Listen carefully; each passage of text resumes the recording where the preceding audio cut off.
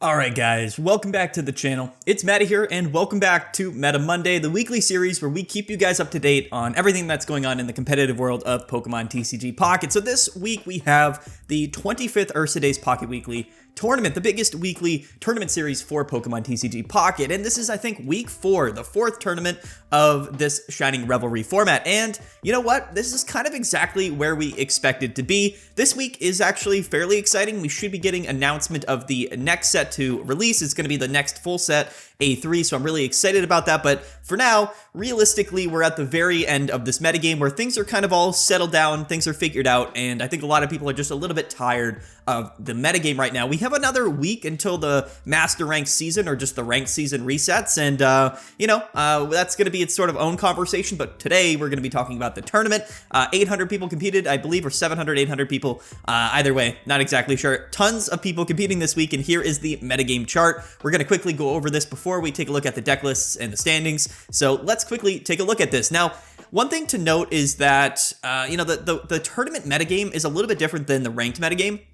Of course, when it comes to, the viability of deck lists and the, particular deck lists that people are running, what cards they're running in those decks, it's all really translatable between ranked mode and in tournaments. But, the overall meta share, I think, is heavily skewed by, what we've seen in previous weeks in these tournaments. So realistically, Giratina Darkrai has been the most played deck since really, I think, the first or second week. And it's been the most successful deck also because it's, the most played deck, but really it's one of the strongest decks, if not the strongest deck in the game right now. Another very consistent win rate and placements for Giratina and Darkrai this week, but the meta share has gone up pretty significantly. It's been floating around 20 to 25%, but this week, I think because Giratina Darkrai had ended up winning the last two tournaments, it makes a lot of sense that it was just far and away the most played deck at 33 and 0.77% meta share. 230 people playing it this week. It went 697 to 617.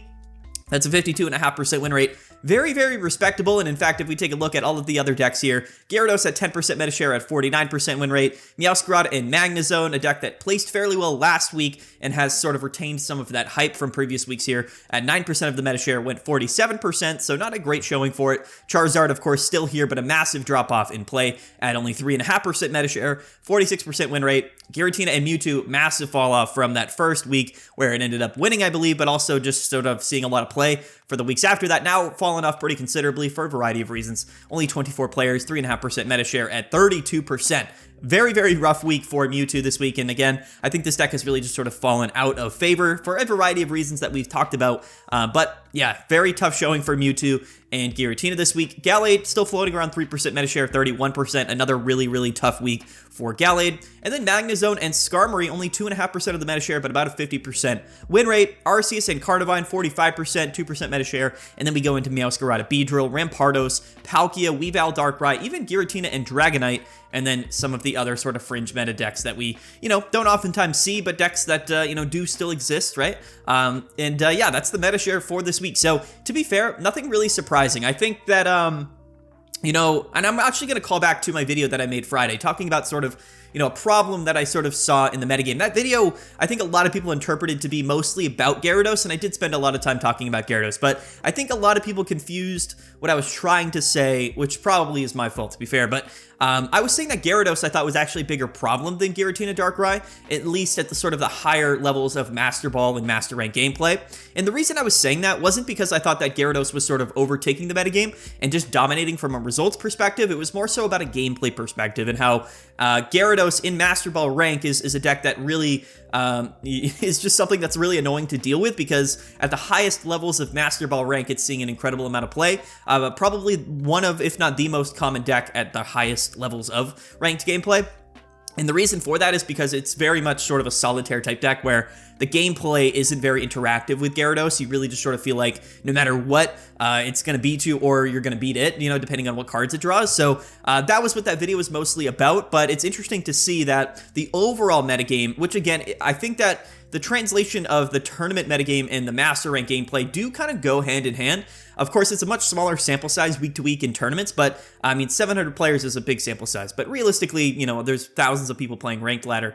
But I think if you were to take a look at basically the entirety of like the ranked metagame, like all the way from Great Ball to Master Ball, you would probably see Giratina and Darkrai having by far seeing the most play. But at the very, very top, you'll see a bunch of Gyaradoses just sort of finding their way at the very, very top, because Gyarados is a deck that's going to have, you know, a 55% win rate just sort of across the board no matter what, which is kind of difficult because Gyarados really is a deck that's not something that you can really kind of deal with other than very specific hard counters, which it does have, but those hard counters don't really see a lot of play. In tournaments, it's different, right? Tournaments is a much smaller sample size, right? You're not playing thousands of games in tournaments. You're really only playing, you know, 10 to 15 games, depending on the tournament size. And a deck like Giratina Darkrai is a little bit more volatile in terms of its overall power, and there's nothing really that can stand up to it and deliver like a very high win rate against Giratina Darkrai, which again is its own problem, right? This deck has been very, very dominant, far and away the best deck of this format. But the thing is about Giratina Darkrai is that, you know, even if everybody's playing this deck, I think the mirror matchup is actually pretty skill intensive, and I think that because the games go longer, because they're both sort of slow ramp decks, that there's a lot of play that you can do in that mirror matchup to sort of determine whether you're winning or losing. And the deck has a lot of flexibility, unlike things like Gyarados, where you can actually change around your deck list to, you know, be a little bit more favored in the mirror matchup or against other specific matchups. So Giratina Darkrai is very, very dominant. We've saw this in previous formats, to be fair. Like, as time goes on, people gravitate towards really just what the best deck list is, and especially in a tournament setting, in a deck that doesn't really have any specific auto-lose like hard counters, Giratina Darkrai is by far the best deck to be playing to win a tournament, and we see that week after week. It's won you know, multiple tournaments in a row now. But anyway, let's quickly take a look at the playing to win here, and this is going to be the day 2 metagame, meaning this is the percentages of decks that made it into top cut bracket. I believe it was top 64, and as we see here, a massive distribution that's very different from just the overall tournament distribution, but I think this is actually a little bit better to look at. Now, Giratina Darkrai here, 65% of the meta share, right? So the vast majority of decks that made it into day 2 were Giratina Darkrai, and again, that's honestly to be expected since it was you know, about 33% of the overall tournament meta share. A lot of people in the tournaments just bring sort of fun decks to have fun that aren't really competitive. So what you see in day 2 is really like the top of the metagame, kind of like, you know, really kind of summarized and kind of compressed at the very top of it, which is why, you know, 65% of the decks in day 2 were Giratina Darkrai. But a 50% win rate, again, this makes sense because the majority of them were just playing themselves, Giratina Darkrai. So, like, that's how the math works, right? If they're going up against each other, it counts as both a win and a loss in the metagame tab. So, makes a lot of sense, to be fair, for Giratina and Darkrai to be a really close to about 50% here in day 2.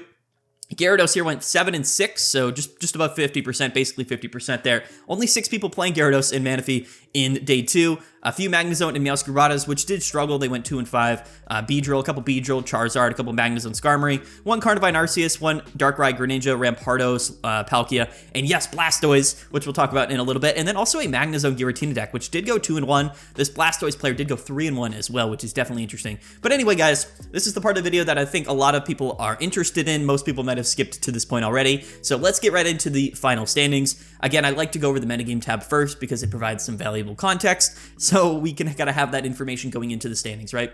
So anyway, let's get right into it. Let's take a look at the final standings for this week's today's Pocket Weekly tournament, and here they are. This is the final standings of the tournament. Not something that I'm very much surprised about, to be fair. If we take a look, mostly Giratina and Darkrai, with a few exceptions that again also kind of makes a lot of sense when you kind of consider how tournaments work. The variety of decks was very, very small in day 2, so, the majority of the top decks that we're placing, including the number 1 deck, was Giratina and Darkrai. And this is Fryrish19 from Italy, so shout out to him. He went 12 and 2. Very good performance. Let's take a look at the number 1 placing Darkrai and Giratina deck this week, because I'm actually really interested to see the cards that people were running in their Giratina and Darkrai decks, because this has changed a lot from week to week. This deck is very flexible, but it's also just really interesting to me to see, what people are running in this deck list. Of course, 2 Giratina, 2 Darkrai, 2 Research, 2 Pokeball, all of the things that we would expect, 2 Potion, 2 Giant Cape, but what I'm mostly interested in are all of the other sort of one-of options that people are playing in this deck list. So this list seems fairly standard to me. We see 1 Red, 1 Pokemon Center Lady, 1 Cyrus, 1 Leaf, one Sabrina, and then one Mars. These are all things that I think are very common in Giratina Darkrai right now. This is what you kind of can expect. I think at this point, really 18 or 19 cards in this list have been sort of figured out. And then I think that 18th and 19th and 20th card in the list has been a little bit kind of, moved around. I think some people are really kind of finding where to be placing those last card or twos in the deck, and I think that it's really interesting to see which ones have been doing the best. This is a list that I think is probably the most common right now, which is 1 copy of Mars and then 2 copies of Rocky Helmet. Now, Rocky Helmet is a very, very interesting inclusion. And I think that it covers a lot of the things that, Giratina and Darkrai can struggle with. Of course, in this tournament, the mirror matchup ended up being certainly the thing that was most commonly played. So I think that Rocky Helmet is decent in the mirror matchup. There are scenarios where if you're going up against maybe an aggro deck, things like Skarmory, things like Carnivine, attaching that Rocky Helmet to your active Pokemon plus the Nightmare Aura damage that you're doing when you attach Darkrai is oftentimes enough to maybe take the KO on something like that Carnivine or Skarmory before they can KO you, especially with the Pokemon Center Lady and the potions healing you up. So Rocky Helmet is pretty relevant. It can also be relevant in the mirror matchup because, again, Giratina is a really interesting card, which it does 20 damage to itself after it attacks. It's got 150 HP, so it's a really interesting dynamic in the mirror matchup where, even if you put a giant cape on Giratina at 170 and you attack, even if you take a KO or not, you go down to 150 HP, and then you're now in range of getting KO'd by your opponent's Giratina if you didn't KO their Giratina. So that's really what the mirror matchup comes down to. Rocky Helmet, I think, really kind of fixes that math. It kind of allows you to hit those breakpoints in some ways, and it kind of acts as a red. Like I said, in the mirror matchup, you kind of have to get the first KO, but taking the first attack, if you're not taking the first KO, is not very good because your opponent is likely playing potions in Pokemon Center Lady. So you can't really leave your opponent's Giratina or Darkrai at like 20 HP and hope to just sort of KO it with a Nightmare Aura ping next turn. It doesn't really work like that. You kind of have to take the KO all in one swoop, or else, they're going to heal up with Pokemon Center Lady Potion and then just sort of revenge KO you. So that's really what the mirror matchup comes down to. When you have things like Red and Rocky Helmet plus Giratina doing damage to itself, attaching that Rocky Helmet to the active Pokemon and maybe not allowing your opponent to, be able to survive next turn or survive an attack can be really useful. So 2 Rocky Helmet does make quite a bit of sense to me. It was really useful against Gyarados, I think, early on, but as time has gone on and Gyarados has been playing Giant Cape, I don't think that Rocky Helmet has as much of an impact against Gyarados. But again, when you kind of look at all of the options that are available to you to be playing in Giratina Darkrai, of course, we're going to be playing Red, Pokemon Center Lady, Sabrina, Leaf, Cyrus, but you got to think that most of the time, these cards really only need to be used once. There are scenarios where maybe 2 Reds could be useful, or 2 Pokemon Center Ladies, or even, 2 Leafs could be useful in that mirror matchup, but I think a lot of people have really settled on 2 copies of Rocky Helmet as potentially the most useful sort of 20th card to add into your deck list. So very, very interesting. However, I do suspect that the other Darkrai lists are going to be just a little bit different because, again, there is a lot of variance in how we're building the deck. It can have a little bit of an influence in your success, but to be fair, the sample sizes are so small in tournaments. The core of the deck, the 19 cards that everybody's running, are kind of the same. So the decks function very, very similarly, and I don't think it really matters that much what that 19th or 20th card is. Maybe over a very large sample size, it could matter, but again, in the mirror matchup, I think that it's very much sort of dependent on your plays that you make, and also, just sort of making sure that you get your Giratina and Darkrai out early. That's sort of the number one thing in the mirror matchup. But at number 2, we have Eric Lopez from Spain, going 11-3, and yes, this is Gyarados. So we did see Gyarados make it into the finals. Again, this is a deck list that can always win. It is sort of a high roll deck. Sometimes it's similar to Charizard in that sense where, its average win rate isn't going to be maybe as high in a tournament as things like Giratina Darkrai, but it always has the potential to just sort of draw the cards it always needs all the time and just win. So, I was actually kind of surprised with so many Giratina making it into Top Cut. I honestly kind of expected Gyarados to end up just winning this tournament because, Gyarados is a deck that can, just beat Giratina Darkrai, depending on the scenario. But anyway, getting second place here, so it did make it into finals, even though only a couple Gyarados made it into day 2, which is definitely impressive. He went 11-3. And let's take a look at this Gyarados list, which I assume is going to be very similar to most Gyarados lists that we have seen before. And it is, in fact, it's almost the exact same as I think a lot of Gyarados lists, but some things that are a little bit different here that I do find a bit interesting. So we've got 1 copy of Rocky Helmet and 1 copy of Giant Cape. That's fairly standard. 2 Magikarp, 2 Gyarados, 1 Manaphy, or 2 Manaphy,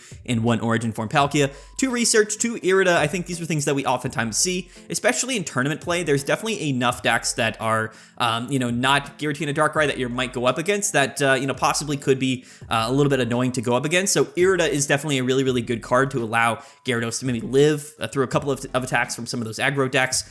So I like Irida still. I think that Irida is a card that's very, very impactful. There's also some scenarios in against Giratina Darkrai where maybe you're just going up against, a Darkrai at the end of the game and they have to 2-hit KO you. The difference between having a Giant Cape and an Irida in your hand is the difference of not getting 2-hit KO'd by a Darkrai. So you got to keep that in mind as well. Irida just a very valuable card. Only 1 Misty in the deck. This is something that's interesting to me as well. I think that, Gyarados can really be played 2 different ways. You can play it a little bit more high rolly and a little bit more RNG focused where, maybe you are a little bit more reliant on just kind of flipping a couple heads with Misties and, just sort of getting Gyarados out a little bit early because that's sort of an auto win scenario. Or you can cut one of those Misties, rely realistically just on that Manaphy strategy and then have some other sort of tech trainer card inclusions that can kind of just sort of do things for you in the late game. So this is a Gyarados list that is actually running a couple of other cards that is a little bit surprising to me. We have 1 copy of Red, 1 copy of Sabrina, all standard stuff here, but we actually have 1 copy of Mars and 1 copy of Pokemon Communications, which is a combination that I actually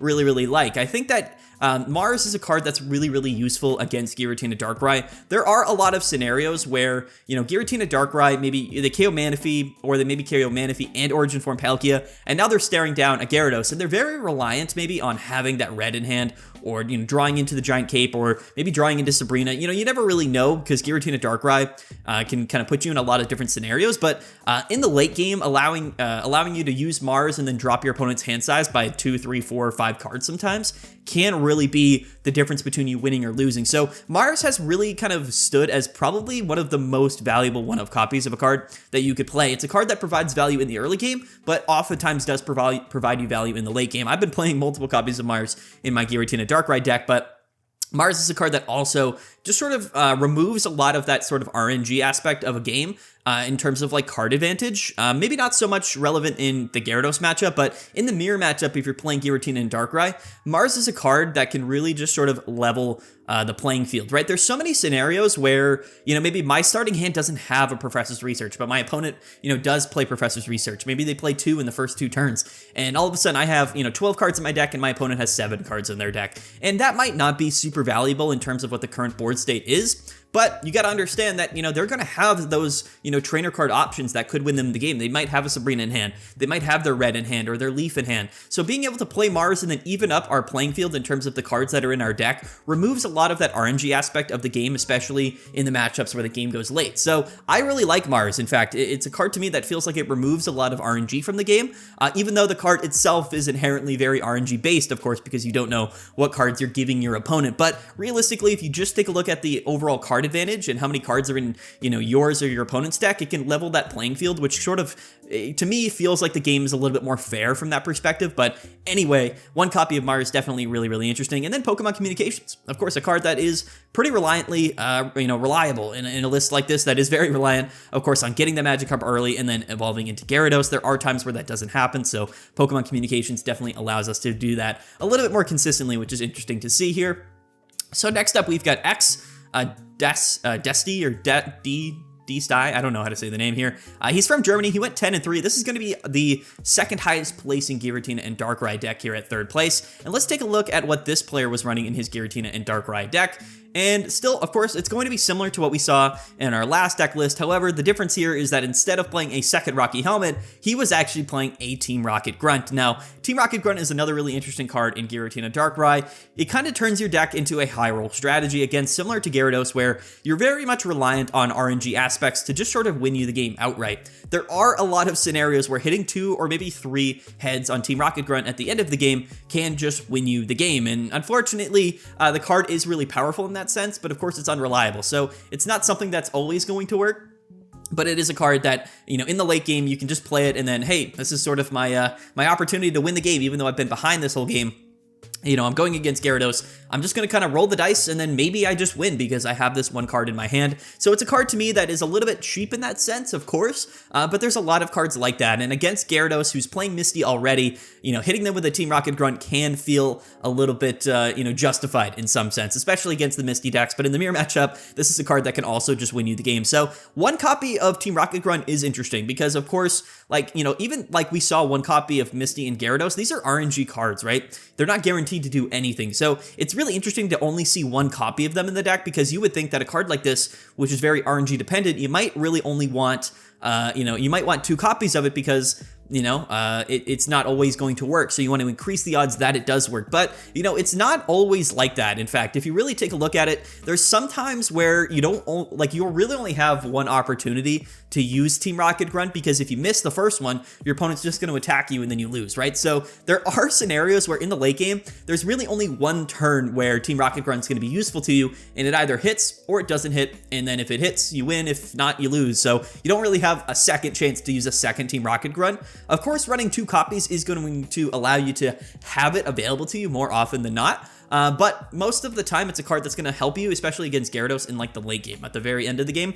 So the odds are that, we're probably going to at least have it just sitting in our hand for a while. So it does kind of make sense that one copy of it is really all you need, especially against Gyarados or maybe, well, the mirror matchup's different because you can pop a Team Rocket Grunt early and it can provide value. But against Gyarados, you really only have one opportunity to use it. That's after they bring in Gyarados, attack you, maybe KO you. Maybe you just sort of throw that Team Rocket Grunt out there. Maybe you discard all their energies and you win the game. But I think that one copy of it is actually a little bit more correct than it might originally seem like at first glance. But yeah, Team Rocket Grunt is sort of that 20th card in this player's deck list, which again, I think is probably a smart play considering how many, opponents are probably just playing the mirror matchup, but also some of these water decks, right? So okay, so Oiso from Malaysia. Again, I don't know how to say the names. A lot of these usernames are pretty creative here. This is going to be the 4th ranked deck of the tournament here, the 3rd highest Giratina and Darkrai deck list. And let's take a look what this player was playing. And yeah, okay, so this is going to be the version actually of Giratina Darkrai that I've been playing personally,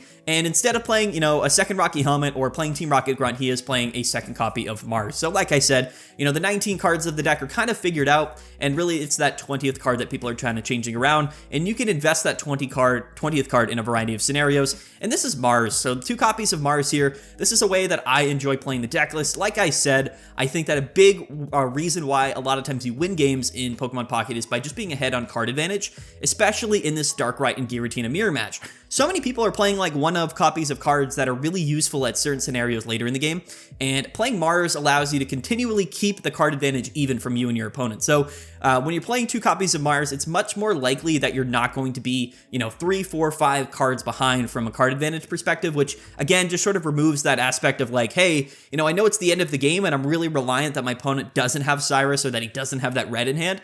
But, if you're not playing Mars or if you haven't been able to utilize Mars, then they might not have really any cards in deck anyway, right? So they might just be guaranteed to have those, win condition cards in their hand. 2 copies of Mars allows you to play one in the early game, play one in the late game after they take a KO, and then at least have a chance that they don't have that final card in hand as a win condition, which again is very, very powerful. And to me, makes it feel like the game is a little bit more even in terms of, keeping where, the pacing of myself and my opponent and where we're at in the match from a card advantage perspective, which again, to me, feels like it removes a little bit of that RNG aspect of the game, which I personally enjoy.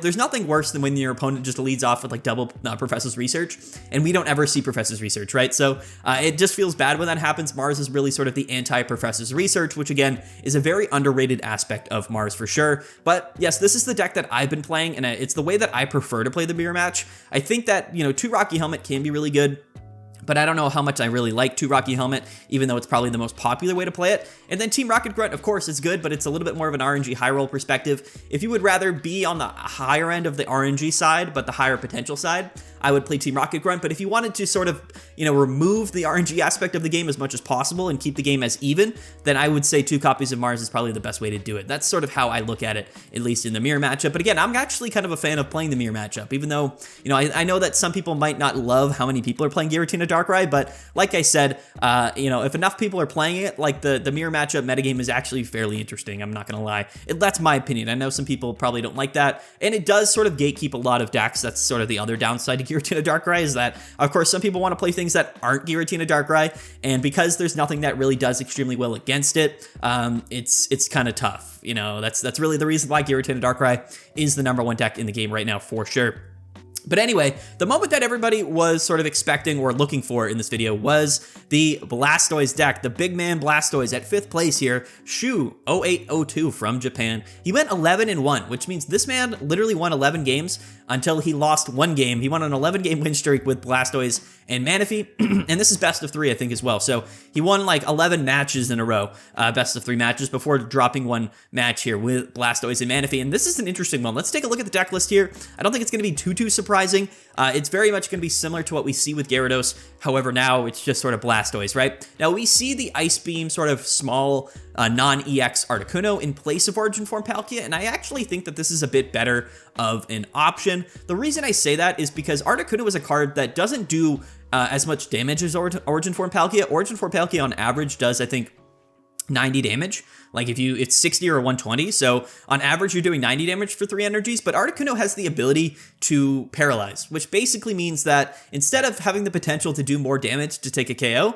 what Articuno does is allows you to stall for a turn, possibly by flipping heads with that paralysis, which is, I think, important and a little bit better in playing Blastoise, because Blastoise is a deck that does more damage than Gyarados, right? If you get all of the energies on Blastoise, but it's much more reliant on being a little bit slower and less consistent into that late game. So you kind of want to stall. Like that's really what I'm kind of getting at, is you want to be a little bit like slower, and you want the game to kind of not be as sort of fast paced, which is, I think, really where Blastoise does well in. 180 HP is actually the same amount of HP as Gyarados, which is of course a very good amount of HP here, but we don't have to play Rocky Helmet, and we don't really have to rely on doing that much more damage because Blastoise does 160 instead of 140, as long as you have 5 energies on Blastoise. So it's definitely an interesting card. Like in theory, this card isn't as good as Gyarados, and I understand like you're not hard countered by things like Hitmonlee because Squirtle and Wartortle are, don't have 30 HP, right? They have 60 and 80 HP, so we're not, super afraid of getting just KO'd on the bench by things like Hitmonlee, but Hitmonlee's not very common in the format right now anyway. So the thing with Blastoise is that, of course, it is sort of a late game setup and sweep deck, but the format right now is actually pretty akin to those types of decks. So I think that Blastoise is actually fairly well positioned. The Manaphy, Irida, Misty strategy all kind of makes a whole lot of sense. And I think that Blastoise doing really well in the late game, even though it takes maybe a little bit longer to get to that point, is totally fine because the format right now is fairly slow. And with how many people that were playing Giratina and Darkrai, that 160 is actually really valuable, right? So the difference between 140 and 160 is actually a massive difference in the metagame right now, especially with 1 copy of Red. Again, the main reason for that is that, Giratina, even with Giant Cape after it attacks, it goes down to 150. Darkrai at full HP with Giant Cape is at 160. So our ability to hit for 160 damage makes this deck a lot more achievable in terms of taking KOs more consistently. So I think that's definitely a massive advantage that Blastoise has. Yes, it's a stage 2 Pokemon and not a stage 1 Pokemon. And yes, you need 5 energies instead of 4 energies. But, since the game is going so long anyway, it kind of makes a lot of sense for Blastoise to be pretty valuable and actually pretty, doing, like, it has the potential to be really good in the metagame right now. Now, I'm not going to overhype Blastoise. I'm not going to say it's going to take over the metagame, but this is a deck that I honestly can see having probably a decent matchup against Giratina and Darkrai. However, like I said, 2 copies of Mars really can slow down a deck like this. We're running 1 copy of Misty's, 1 Iono, 1 Red, 2 Irida, 2 Professor's Research, 2 Pokeball, 1 Pokemon Communications, 1 Giant Cape. So very similar strategy to Gyarados, except now we're just a little bit more reliant on, the game going a little bit longer, but we're a lot more sort of reliant on that 160 damage, whereas Gyarados doing 140 definitely felt like it wasn't that great. Gyarados is a deck that is very reliant on having that Rocky Helmet damage go out, or have that copy of Red to take that KO in the active Pokemon. So Blastoise less reliant on that, so a little bit more consistent in what it's able to do, but a little bit less consistent in its setup, although I think that's totally fine given how the format is right now and how slow and how long these Giratina Darkrai decks take to set up. So Blastoise, it could be the answer. It could be the answer that we're looking for to this Giratina Darkrai metagame.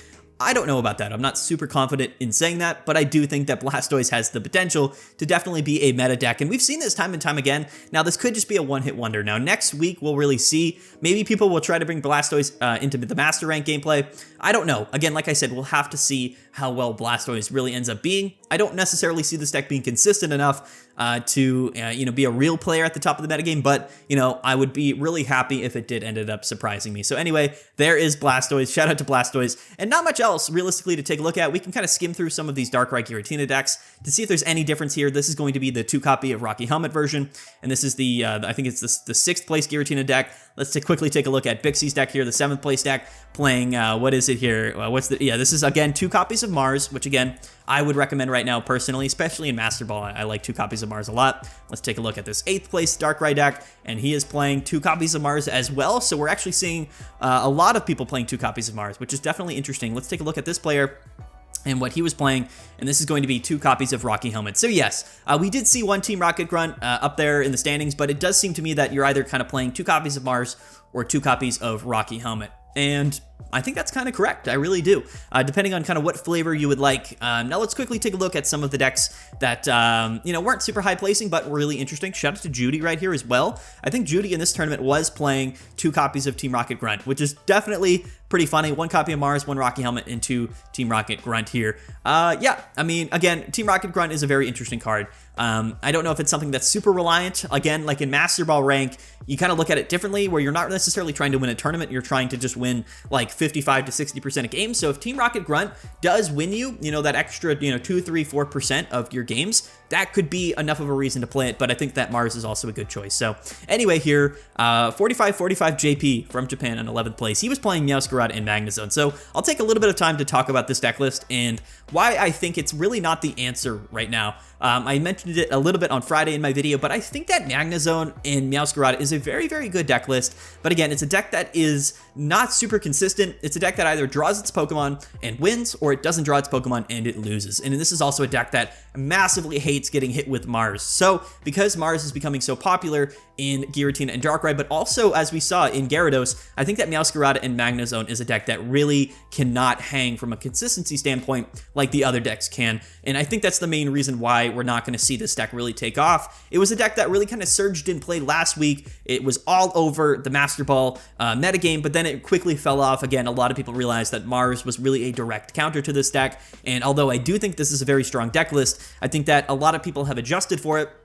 And people are just playing Mars at a high capacity right now because Mars is good not only against this deck in this matchup, but against really any deck. Mars is just a good card. So more copies of Mars means that Meowscarada and Magnezone is just not as good as it probably was when it first came out. And that's unfortunate. This did seem like it could be, really that kind of 3rd place deck to even at the metagame. Maybe that's now Blastoise. We'll have to see. I don't think that anything's really going to emerge into that number 3 spot. Again, we had Gallade early on. We had Mewtwo early on. We had Meowscarada. Now maybe we have things like Blastoise. We'll have to see. I don't necessarily know how much is going to change. Again, the next set is set to release in about a week now, so there's not that much time for the metagame to change that drastically. But here's a list that's very interesting to me. This is Froggy X Zephyra from France, 12th place, 8-2-1, and he was playing Magnezone with Giratina. And this is going to be, Magnezone Darkrai with Draudigon, except now we're just sort of changing this list around a little bit, and we're basically kind of merging both Giratina and Darkrai with Magnezone and Darkrai. And this is a very, very interesting scenario.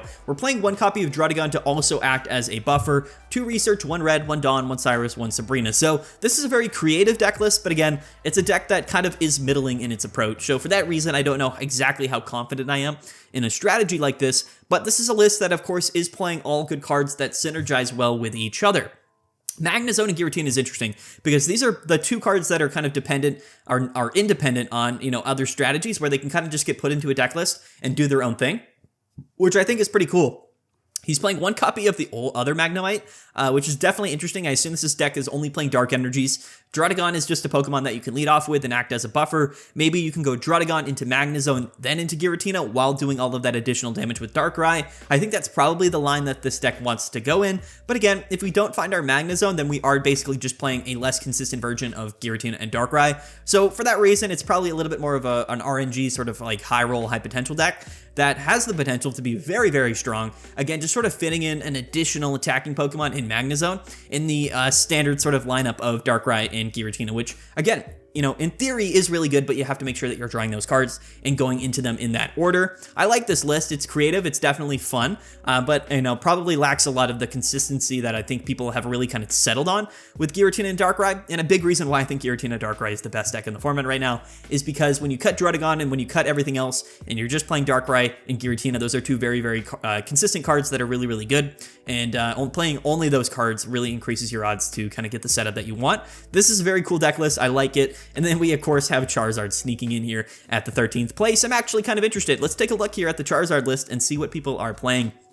And this is going to be kind of a standard like Iono Pokecom Charizard. And this is the list that I like playing personally. We're playing both of the copies of Charmander and Charmeleon.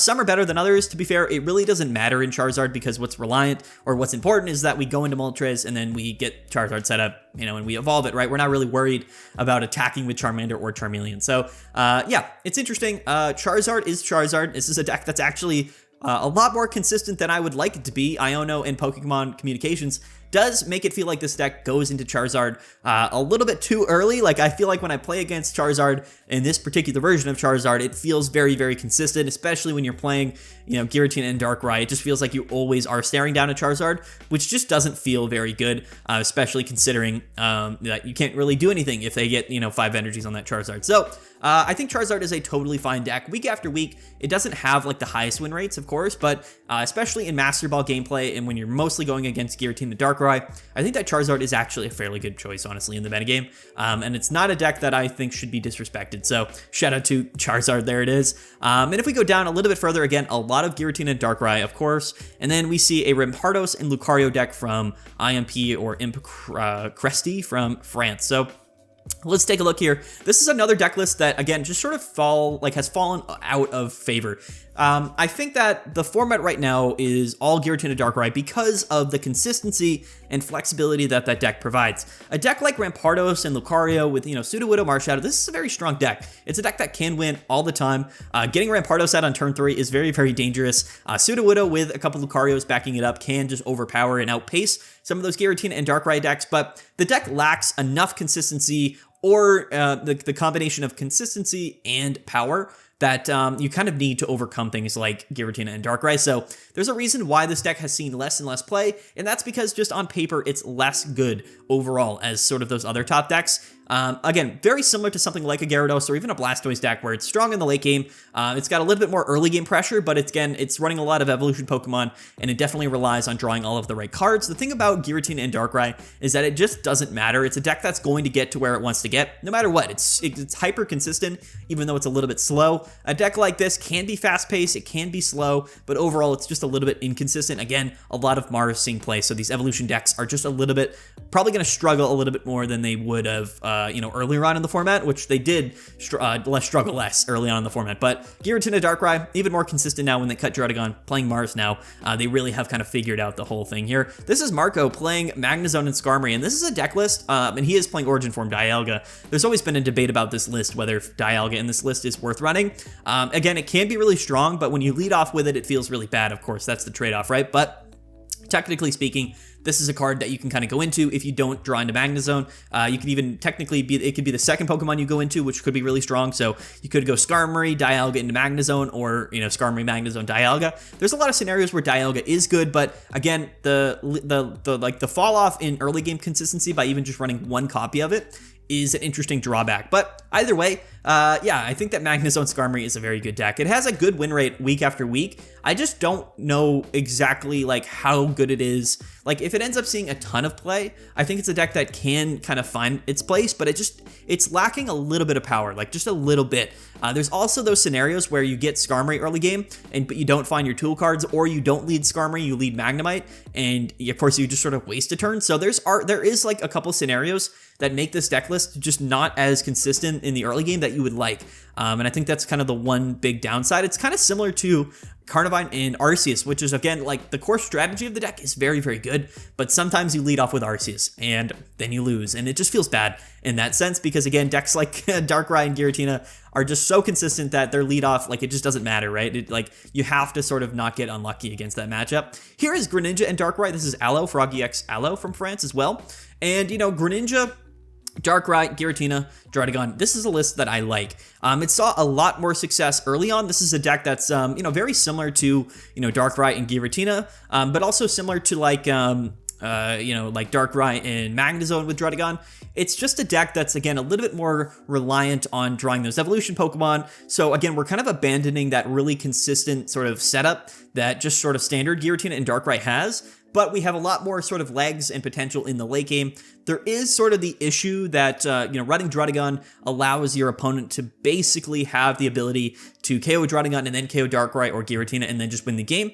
But technically speaking, we could go Druddigon into Greninja, but we're not running Water Energy, so Greninja and Druddigon aren't able to attack. So it's a strategy that's very, very good in theory, but again, just a little bit less consistent. And I think that's sort of why a lot of people are choosing not to play a list like this over just standard Giratina Darkrai. And again, that's really what this sort of format boils down to, is that, the standard Giratina Darkrai strategy is just a little bit stronger and stronger than it should be, but way more consistent than most decks, which I think really has it sort of emerging as the #1 deck to play, especially in a tournament setting. Even though maybe it has less power potential as something like a Gyarados or a Blastoise, its consistency really kind of makes up for that. And it really kind of feels like no matter what, that deck is kind of getting to its end goal, and you kind of just have to hope that you have a way to deal with it, whereas, they're always going to get to that point. So that's sort of, I think, the big upside to Giratina Darkrai. But anyway, guys, I think we're probably going to wrap up the video there. There's some other deck lists here. I guess what we could do here is, I think we've kind of covered everything. So, yeah, there it is, guys. That's week 4. This is the 4th tournament of the Shining Revelry format. I think that this format has kind of panned out to be probably what we expected it to be. I know there's always a cycle with Pokemon Pocket, whereas, the new cards come out, everybody races to see what's good. The counterplays emerge towards what the top deck is, and then the top deck changes because of the counterplay. Sometimes that counter deck becomes the top deck, but realistically, over time, as what goes on, there's a deck that really rises to the top, some decks that are kind of right below it, but realistically, everybody kind of settles on the #1 option. It's been a month, realistically, almost a month since the set came out, so really, we all kind of understand what the best deck is, and we all have to deal with it, and that's kind of where we're at in the format right now. But, don't fear, because the new cards are coming out soon, so the metagame will change around a lot. Think about how much the metagame has changed since Shining Revelry came out, and that was just a mini set, right? With Red, with Giratina, the game changed completely. So once we get the sort of A3 set, the full set, which is going to be probably more than just 1 booster pack, it's either going to be 2 booster packs or 3. There's going to be a lot of new cards and a lot of new Pokemon, and the metagame is going to change completely. So we'll have to see how that works here. Tomorrow we might do a final tier list or a meta tier list. I'm not exactly sure. I don't know if much has changed since like the last tier list that we did last week. So I don't know if we're going to do a meta tier list tomorrow. Maybe we'll do some type of other tier list. We'll have to see. But again, I am expecting some news about the next set release to be coming up here in the next few days. So keep your eye out for that as well. But anyway, guys, that's going to be the video that we're going to wrap it up here. So peace out. Have a good one. Thank you guys so much for watching. Don't forget to like, don't forget to subscribe, stay tuned, join the Discord, link will be down in the description below as well. And as always, guys, thank you so much for watching. We'll see you guys later. Peace out. Have a good one. And yeah. Bye.